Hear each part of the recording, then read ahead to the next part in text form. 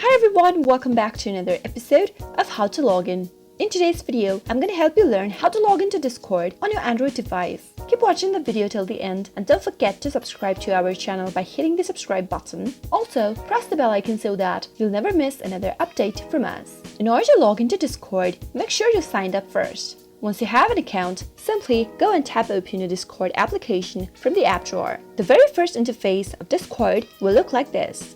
If you don't have an account yet, tap on the register button and register yourself first. Once you have an account, simply tap on the login button and type in your email or your phone number in the first text field. Once you do that, head over to the next field and type in your password associated with the account. Once you type in your password, double-check your password by tapping on the eye icon at the right corner. Once you're sure you've typed in the correct password, you can tap on the login button. But in case you've forgotten your password, tap on Forgot Your Password link and follow the instructions in order to reset to a new password. Finally, tap on the login button and you'll be logged in to Discord quick and easy. That is how it is done. I hope you found the video to be helpful. If it was, go ahead and give us a thumbs up. Comment down below in the comment box if you have a question or a feedback for us. I'll soon be back with more tutorial episodes again.